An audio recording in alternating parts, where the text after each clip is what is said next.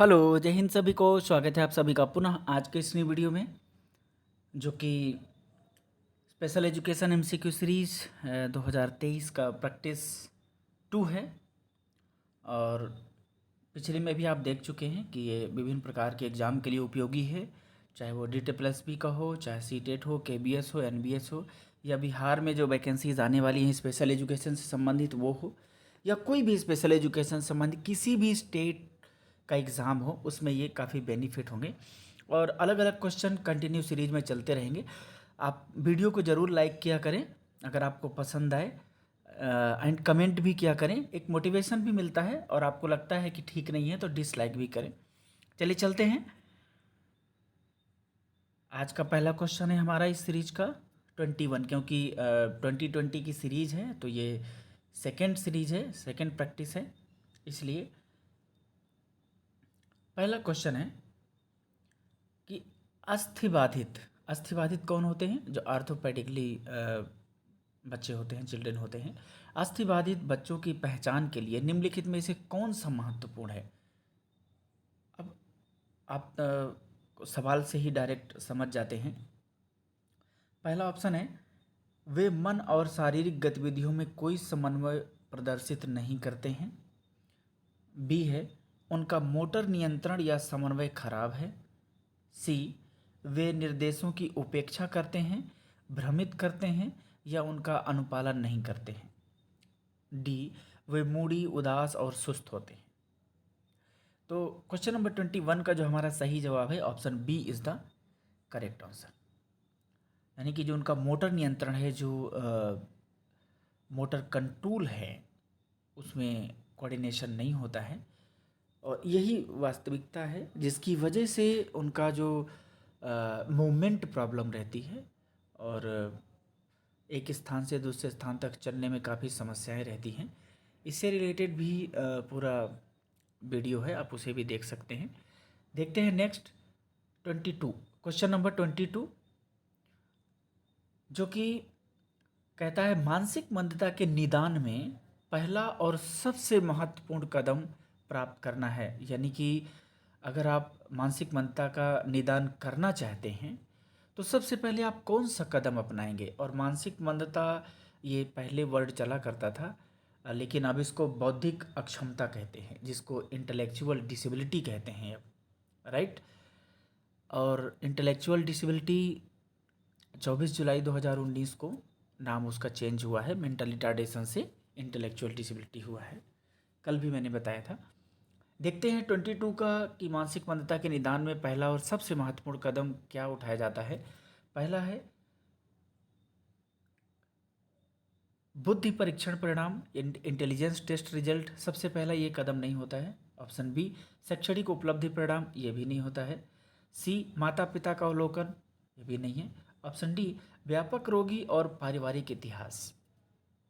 Question number 22 का जो हमारा सही जवाब है option D is the correct answer, क्योंकि सबसे पहले हम उसकी कंप्रिहेंसिव जो जो पेशेंट है, जो रोगी है, जो बच्चा है, जो व्यक्ति है, जिसके लिए हम कुछ उनके लिए ऐसा निदान से संबंधित काम करने जा रहे हैं, तो कम से कम उसकी फैमिली हिस्ट्री पूरी जान लें, पेशेंट का कंप्रिहेंसिव कर लें, उसका समझ लें उसको पूरी तरीके से, वास्तव में क्या है, कैसे है, कब से था, जस्ट लाइक केस हिस्ट्री पूरी ले लेते हैं। तो जो सुधार करने वाला होता है उसको पूरी जानकारी मिल जाती है और बेहतर तरीके से सुधार कर पाता है। क्वेश्चन नंबर 23, 23वां क्वेश्चन जो आपके सामने है कि विशेष शिक्षा के सिद्धांतों में शामिल है। मतलब आप जानते हैं कि अलग अलग सिद्धांत होते हैं, इंक्लूसिव एजुकेशन के भी सिद्धांत होते हैं, एंड विशेष शिक्षा के भी सिद्धांत होते हैं, सबके अपने अपने सिद्धांत हैं। इन सबको आप डिटेल में देखने के लिए आप चैनल की प्लेलिस्ट में जाइए, और वहाँ पर सारे वीडियोज अलग अलग फॉर्म में अवेलेबल हैं। फिलहाल 23वां प्रश्न विशेष शिक्षा के सिद्धांतों में शामिल है, इनमें 4 ऑप्शन है। पहला, प्रतिबंधात्मक वातावरण यानी कि रिस्ट्रिक्टिव एनवायरनमेंट। ऑप्शन बी, माता पिता की कम से कम भागीदारी एवं सहभागिता।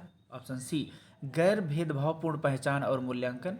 ऑप्शन डी, सार्वजनिक शिक्षा पर रोक लगाना। तो क्वेश्चन नंबर 23 का जो हमारा सही जवाब होगा option C is the correct answer. ये कहता है गैर भेदभावपूर्ण पहचान और मूल्यांकन। वास्तव में यही होना चाहिए, क्योंकि अगर आप ए को देखेंगे तो इसमें लिखा है रिस्ट्रिक्टिव एनवायरनमेंट। ये ऐसा बिल्कुल नहीं होता है। माता पिता की कम से कम भागीदारी, ये भी गलत है, ये दोनों गलत है। एंड सी का देखें सार्वजनिक शिक्षा पर रोक। रोक कैसे लगा सकते हैं? यहाँ तो आजकल पब्लिक एजुकेशन, यूनिवर्सलाइजेशन एजुकेशन की बात चल रही है, तो कैसे लगा सकते हैं? इसलिए option C is the correct answer. Question number 24, 24वां सवाल जो आपके सामने है कि संयुक्त राज्य अमेरिका में पहला विशेष स्कूल बधिरों की शिक्षा और निर्देश के लिए अमेरिकी शरण की स्थापना की गई थी। एक तरीके से ऐसा था जो एसाइलम हुआ करते थे, जहाँ पर लोगों को शरण दिया जाता था। ये भी एक इरा था। एक वीडियो बनाया गया है कि कैसे स्पेशल एजुकेशन तक पहुँचा हमारा सोसाइटी और कैसे थिंकिंग आई, कौन कौन से इराज आए, कौन कौन से युग आए, इसका भी एक वीडियो बन चुका है। अब उसे डिटेल से देखेंगे तो समझ में आएगा। फिलहाल यहाँ पर अमेरिका की बात कर रहा है, जो यूनाइटेड स्टेट अमेरिका है, वहाँ का पहला स्कूल जो बधिर बच्चों की शिक्षा और उसके निर्देश से संबंधित एक एसाइलम की व्यवस्था की गई थी, इस्टेब्लिश किया गया था, वो किस सेशन में किया गया था? ये है ऑप्शन ए 1718, यानी कि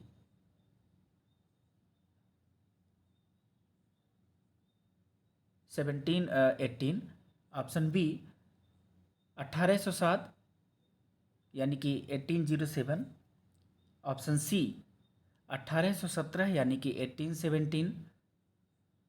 ऑप्शन डी 1880, यानी कि 1880, या इसको अलग फॉर्म में भी बोल सकते हैं। तो क्वेश्चन नंबर 24 का जो हमारा सही जवाब है वो है option C is the correct answer, यानी कि 1817 में इसकी स्थापना हुई थी। अब देखते हैं क्वेश्चन नंबर 25।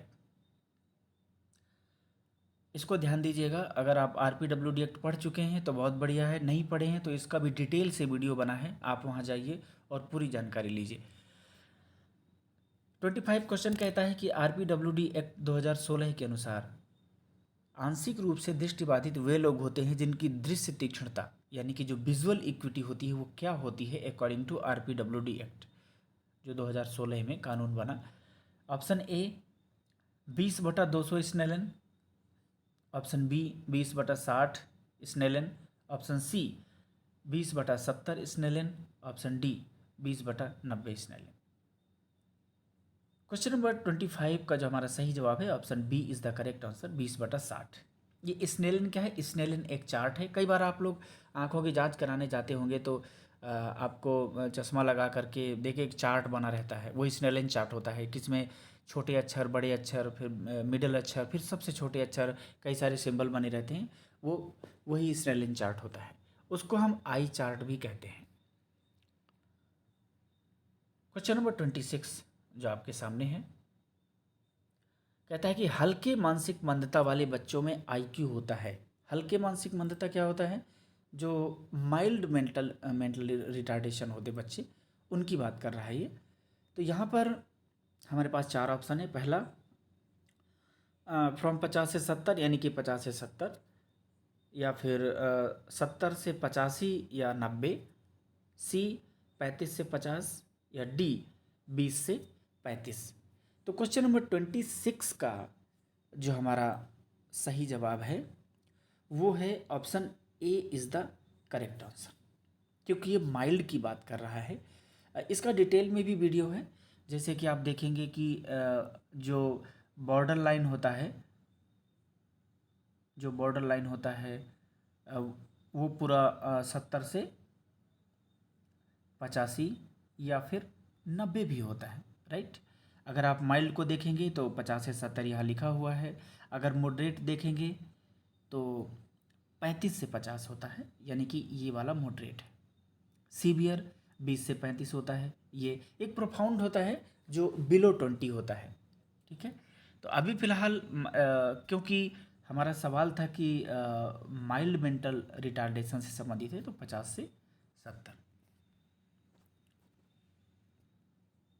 क्वेश्चन नंबर 27 देखेंगे। जब कोई व्यक्ति ध्वनि का बिल्कुल भी पता लगाने में असमर्थ हो जाता है और उसे सुनने की पूरी कमी हो जाती है, इसे और भी क्या कहा जाता है? हमारे पास चार ऑप्शन है। पहला hearing loss, option B deafness, option C hearing impairment, option D profound deafness.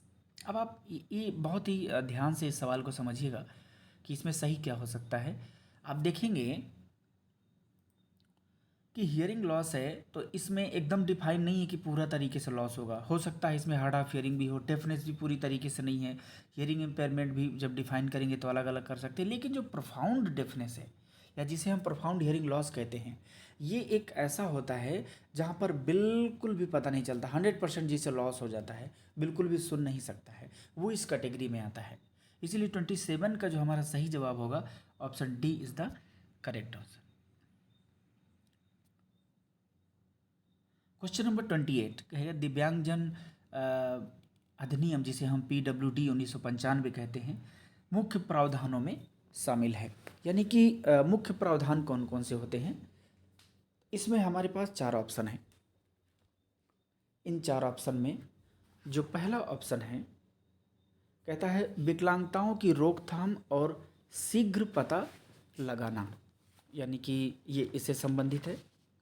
Option B शिक्षा और रोजगार, ऑप्शन सी गैर भेदभाव यानी कि नॉन डिस्क्रिमिनेशन, ऑप्शन डी उपरोक्त सभी। तो मुख्य प्रावधानों में शामिल है क्वेश्चन नंबर 28 का जो हमारा सही जवाब है ऑप्शन डी। लेकिन इसमें और भी ध्यान दीजिए, क्योंकि PWD जो अधिनियम है इसमें कुल 14 अध्याय हैं। तो अगर आपसे ये पूछ ले कि जो विकलांगताओं की रोकथाम और शीघ्र पता लगाना, जैसे ए ऑप्शन है, ये किस चैप्टर में दिया गया है, ये कौन सा चैप्टर इससे संबंधित बात करता है? तो ये बात करता है चैप्टर 4 में, राइट, ये चैप्टर 4 की बात करता है। अब इसमें भी जो बी है ऑप्शन 2 दे दिया है, शिक्षा और रोजगार। तो जो एजुकेशन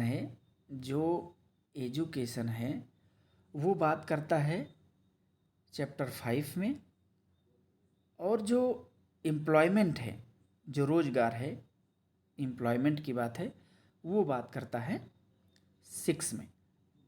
ये 5 6 क्या है? ये चैप्टर हैं। एजुकेशन के PWD जो 1995 है, ये उसके अध्याय 5 में या चैप्टर 5 में एजुकेशन की बात की गई है, और 6 में एम्प्लॉयमेंट की बात की गई है। ठीक है, और जो ऑप्शन डी है उपयुक्त सभी है। अब देखेंगे क्वेश्चन नंबर 29 जो आपके सामने है, कहता है कि निम्नलिखित में से कौन सी श्रवण हानि वाले बच्चों की विशेषता नहीं है? हमारे पास चार ऑप्शन है। पहला कहता है कि मौखिक निर्देशों का पालन करने में कठिनाई होती है। बी कहता है मौखिक अभिव्यक्ति में कठिनाई होती है, या ऑप्शन सी होता है स्वतंत्र रूप से चलने में असमर्थ होते हैं, या ऑप्शन डी अक्सर भाषा विलंब की डिग्री होगी। यानी कि जो 29 क्वेश्चन हमारा कह रहा है कि निम्नलिखित में से कौन सी श्रवण हानि वाले बच्चों की विशेषता नहीं है, यानी कि जो श्रवण दोष वाले बच्चे होते हैं उनकी विशेषता इन चारों में नहीं है। तो क्वेश्चन नंबर 29 का अगर आप देखें, जो सही जवाब है option C is the correct answer. क्योंकि स्वतंत्र रूप से चलने में असमर्थ, जो चलने में असमर्थ की बात होती है, जो मूव से रिलेटेड है, वो तो फिजिकली बच्चे होते हैं या जो आर्थोपेडिकली हैंडीकेप्ट होते हैं। श्रवणबाधित बच्चों की विशेषता ये नहीं है। श्रवणबाधित बच्चों की विशेषता वो ए, बी और डी है। इसके अलावा देखेंगे क्वेश्चन नंबर 30 क्या कहता है कि स्पीच थेरेपिस्ट की भूमिका है, यानी कि जो बड़ी चिकित्सक होता है जो सिखाता है, बोलना सिखाता है बच्चों को, थेरेपी देता है, उसका भूमिका क्या है, क्या रोल है उसका? तो हमारे पास चार ऑप्शन है। पहला ऑप्शन ए कि बच्चे की शब्दावली में सुधार करना, यानी कि improve the child vocabulary. Option B सही उच्चारण या करेक्ट प्रोनाउंसिएशन। ऑप्शन सी आवाज़ और अभिव्यक्ति में अक्षमताओं को दूर करना, या फिर ऑप्शन डी उपरोक्त सभी। तो क्वेश्चन नंबर 30 का जो हमारा सही जवाब है option D is the correct answer. Reason ये है कि जो स्पीच थेरेपी है वो ये वोकेबलरी भी सुधार करता है, डेवलप करता है, सही उच्चारण भी करना सिखाता है, आवाज़ और अभिव्यक्ति में अक्षमताओं को दूर करना भी सिखाता है, आर्टिकुलेशन से संबंधित कैसे अभिव्यक्ति करना है। इसलिए option D is the correct answer. अब हम देखते हैं क्वेश्चन नंबर 31 क्या कहता है। ये आप शायद पढ़ भी चुके होंगे। ये NHFDC से संबंधित है, जो स्कॉलरशिप पहले देती थी, अब शायद बंद कर दी है। क्वेश्चन नंबर 31 कहता है कि निम्नलिखित में से कौन सा NHFDC का उद्देश्य नहीं है। इसमें नहीं ऑप्शन है, ध्यान रखिएगा। हमारे पास 4 ऑप्शन है। पहला है कि विकलांग व्यक्तियों के लिए या दिव्यांग व्यक्तियों के लिए आर्थिक विकास गतिविधियों को बढ़ावा देना। ठीक है, आर्थिक विकास गतिविधियों को बढ़ावा देता है, ये इसका उद्देश्य है। ऑप्शन बी, आर्थिक और वित्तीय रूप से व्यवहारिक योजनाओं और परियोजनाओं के लिए ऋण प्रदान करना, ये भी करता है काम, क्योंकि national handicap finance and development corporation, तो ये उसी का काम करता है। ऑप्शन सी कहता है कि विकलांगताओं की रोकथाम और शीघ्र पता लगाना। और ऑप्शन डी है स्वरोजगार वाले व्यक्तियों की सहायता करना, तो ये भी करता है। तो क्वेश्चन नंबर 31 का जो हमारा सही जवाब है option C is the correct answer. ये काम विकलांगताओं की रोकथाम और शीघ्र पता लगाना, ये इसका उद्देश्य नहीं है, क्योंकि ये नहीं करता है। इसका काम फंडिंग करना, पैसा देना, ताकि लोग डेवलप हो सकें, दिव्यांग लोग, तो ये उस क्षेत्र में काम करता है। अब देखते हैं हम आनुवंशिक विकार के कारण होने वाली मानसिक मंदता से जुड़ी सबसे अधिक दिखाई देने वाली स्थितियों में से एक है, क्योंकि जिसको मानसिक मंदता हो जाती है, इंटेलेक्चुअल डिसेबिलिटी हो जाती है, तो उसमें अलग अलग स्थिति होती है। उनमें सबसे ज़्यादा जो दिखाई देती है option A Down syndrome, option B जलशीर्ष यानी कि हाइड्रोसेफेलिक, ऑप्शन सी स्वलीनता ऑटिज्म, या फिर ऑप्शन डी जिसको फेटल अल्कोहल स्पेक्ट्रम डिसऑर्डर कहते हैं या भ्रूण अल्कोहल स्पेक्ट्रम विकार है। क्वेश्चन नंबर 32 का जो हमारा सही जवाब है option A is the correct answer, क्योंकि लगभग इसी से संबंधित होते हैं, राइट। इसके अलावा क्वेश्चन नंबर 33 देखते हैं। कहता है कि प्रतिभाशाली या प्रतिभाशाली बच्चा वह है जो टैलेंटेड बच्चे जिसे हम कहते हैं या गिफ्टेड बच्चे कहते हैं, तो दोनों प्रतिभाशाली लगभग बच्चे हो जाते हैं। तो प्रतिभाशाली बच्चा वह है जो किसी भी सार्थक प्रयास में लगातार उल्लेखनीय प्रदर्शन करता है। यह किसने कहा है? कई बार ऐसे आ जाते हैं, स्टेटमेंट आ जाते हैं, किसने कहा है। क्वेश्चन नंबर 33 का जो हमारा ऑप्शन है 4, वो है पहला Havighurst, option B Barbe, option C Crow and Crow, option D H.J. Baker. Question number 33 का जो हमारा सही जवाब है option A is the correct answer, Havighurst इसका सही जवाब है। क्वेश्चन नंबर 34 आपके सामने है। कहता है कि निम्नलिखित में से कौन सा विशेष शिक्षा का उद्देश्य नहीं है। बहुत ध्यान से देखिएगा, हमारे पास 4 ऑप्शन है। पहला वातावरण में समायोजन में सहायता, ऑप्शन बी मुख्यधारा की शिक्षा से अलगाव, ऑप्शन सी शैक्षिक अवसर दरवाजे पर लाना, ऑप्शन डी उनकी क्षमताओं से परिचित कराना। क्वेश्चन नंबर 34 का जो हमारा सही जवाब है option B is the correct answer. सवाल है कि विशेष शिक्षा का उद्देश्य नहीं है मुख्यधारा की शिक्षा से अलगाव। वास्तव में ये उद्देश्य नहीं है, क्योंकि मुख्यधारा की शिक्षा से जोड़ना विशेष शिक्षा एक शुरुआत है, जिसे हम प्रिपरेटरी क्लास कह सकते हैं, क्योंकि ये स्टार्टिंग होती है जिसकी वजह से बच्चा का बेसिक चीज़ें मजबूत हो जाती हैं और फिर वो जा कर के इंक्लूसिव सेटअप में बेहतर हो सकता है। क्वेश्चन नंबर 35 देखते हैं। कहता है कि प्रतिभाशाली वे छात्र हैं जिनकी संभावित बौद्धिक शक्तियां उत्पादक और मूल्यांकनात्मक सोच दोनों में इतने उच्च वैचारिक स्तर पर हैं। यह किसने कहा है? हमारे पास 4 ऑप्शन है। पहला H.J. Baker, option B Francis Galton, option C J.P. Guilford, option D Havighurst. Question number 35 का जो हमारा सही जवाब है option C is the correct answer, J.P. Guilford. कई बार ऐसे सवाल आ जाते हैं, इसीलिए ले लिया गया है, क्योंकि प्रतिभाशाली बच्चे भी विशिष्ट बच्चे में आते हैं। क्वेश्चन नंबर 36 देखते हैं। विज्ञान एवं गणित एवं किसी अन्य विषय में एडवांस कोर्स या कठिन कार्य एवं अतिरिक्त पठन सामग्री देना क्या कहलाता है?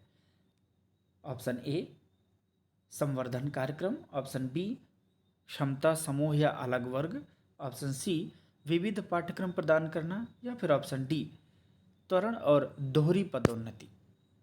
क्वेश्चन नंबर 36 का जो हमारा सही जवाब है option A is the correct answer, enrichment programme. देखिए कई बार ऐसे होता है कि डिपेंड करता है ये थिंकिंग पर, वैसे ये हकीकत यही है, इसका सही जवाब कि इनरिचमेंट प्रोग्राम है कि जब आप किसी को 1 नहीं बल्कि 4 दे देते हैं तो उसे अगर समस्या समझते हैं तब तो वो दिक्कत है, अदरवाइज वो संसाधन है, आपका संवर्धन करता है, आपको इनरिच करता है कि अगर विज्ञान एवं गणित के अलावा भी अन्य विषय एडवांस कोर्स अगर आपको दिया जाता है तो आप सीखेंगे ही उससे, उससे हताश नहीं होंगे, उससे दूर नहीं भागिए, एक अवसर है। तो इस हिसाब से देखेंगे तो संवर्धन कार्यक्रम है। क्वेश्चन नंबर 37 ये कहता है कि WHO के अनुसार श्रवण दोष की सामान्य कोटि है। ये भी सवाल है, किसी भी तरीके से आ सकता है, कोई भरोसा नहीं है। WHO को जानते हैं आप, वर्ल्ड हेल्थ ऑर्गेनाइजेशन, जो 7 अप्रैल 1948 को इसकी स्थापना हुई थी। हमारे पास 4 ऑप्शन है। सामान्य कोटि या जो हियरिंग लॉस की डिग्री होती है नॉर्मल, वो WHO के अकॉर्डिंग कितनी है? ऑप्शन ए 10 से 25 dB। डीबी के बाद HL भी लिखा जाता है। HL मीन्स क्या होता है? Hearing loss. ये सभी में होगा। ऑप्शन बी 0 से 25 dB, ऑप्शन सी 26 से 40 dB, ऑप्शन डी 71 से 90 dB। तो इनमें से जो हमारा सही जवाब होगा 37 का, वो होगा option B is the correct answer. 0 से 25 dB ये नॉर्मल डिग्री है हियरिंग लॉस की अकॉर्डिंग टू WHO। लेकिन अगर यहाँ पर क्लार्क के अकॉर्डिंग हो जाता तो 10 से 25 हो जाता। और जो 26 से 40 है ये माइल्ड कैटेगरी की डिग्री है, और जो 71 से 90 है ये सीवियर, 71 to 90 ये सीवियर कैटेगरी की, जो सीवियर हियरिंग लॉस कैंडिडेट होते हैं, ये उनकी डिग्री है। अब देखते हैं क्वेश्चन नंबर 38। एक नियमित स्कूल या विशेष स्कूल में शारीरिक रूप से अक्षम लोगों के लिए कुछ समायोजन होना चाहिए। जैसे क्या होना चाहिए? ऑप्शन ए विशाल कक्षाएं और चौड़े हालवे रोड रैंप। ऑप्शन बी, यहाँ पर डबल ए हो गया है, यहाँ पर इसको बी समझिएगा। व्हील चेयर की आवाजाही के लिए लिफ्ट और चौड़े दरवाजे होने चाहिए। ऑप्शन सी गैर फिसलन वाले फर्श और बेहतर शौचालय सुविधाएं। ऑप्शन डी उपरोक्त सभी। तो क्वेश्चन नंबर 38 का जो हमारा सही जवाब है option D is the correct answer. एक नियमित स्कूल हो, विशेष स्कूल हो, इंक्लूसिव स्कूल हो, कोई भी स्कूल हो, ये सारी व्यवस्थाएं तो होनी ही चाहिए। अगर कोई दिव्यांग बच्चा भी है तो आराम से रैंप पर भी जा सके, हाल ऐसा हो कोई दिक्कत ना हो, जहाँ पर लिफ्ट और चौड़े दरवाजे हों तो अपना व्हील चेयर या ट्राईसाइकिल लेके जा सके, फिसले ना, ऐसा फर्श हो, फ्लोर हो तो बेहतर है। इसलिए सारी चीज़ें ज़रूरी हैं। क्वेश्चन नंबर 39 कहता है कि 1869 में, यानी कि 1869 में 1869 में डॉट डॉट द्वारा हेरिडिटरी जीनेस के प्रकाशन के बाद प्रतिभाशाली बच्चों पर अध्ययन सबसे आगे आया। यानी कि इसके बाद अगर किसी ने अध्ययन किया है इन बच्चों पर तो किसने किया है? हमारे पास 4 ऑप्शन है। पहला Lombroso, option B Galton, option C Guilford, option D Terman. Question number 39 का जो हमारा सही जवाब है option B is the correct answer, यानी कि गाल्टन।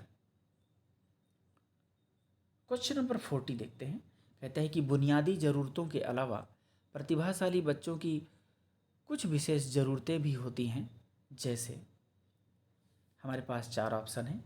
पहला असाधारण क्षमता का विकास, ऑप्शन बी आत्म साक्षात्कार की आवश्यकता, ऑप्शन सी आत्म अभिव्यक्त की आवश्यकता, ऑप्शन डी उपरोक्त सभी। क्वेश्चन नंबर 40 का जो हमारा सही जवाब है option D is the correct answer. प्रतिभाशाली बच्चों की कुछ विशेष ज़रूरतें होती हैं वास्तव में, क्योंकि उनके अंदर असाधारण क्षमता होती है, जो एक्सेप्शनल एबिलिटीज़ होती हैं उसमें, एंड जो सेल्फ एक्चुअलाइजेशन होता है वो बहुत जल्दी ये सब चीज़ें कर लेते हैं। आत्म अभिव्यक्ति, सेल्फ एक्सप्रेशन भी ये बहुत नीड की आवश्यकता होती है, इसलिए इनके अकॉर्डिंग क्लास चलाई जानी चाहिए। तो ये आज की सेकंड सीरीज के क्वेश्चंस। इसमें हर सीरीज में कुछ सरल भी मिलेंगे, कुछ कठिन भी मिलेंगे। हो सकता है इनमें से आपको पूरे आते हों। आप ज़रूर कमेंट करके बताया करिए, और प्लीज़ लाइक ज़रूर किया करिए वीडियो को। Thank you so much. मिलते हैं नेक्स्ट वीडियो में, तब तक के लिए जय हिंद, वंदे मातरम।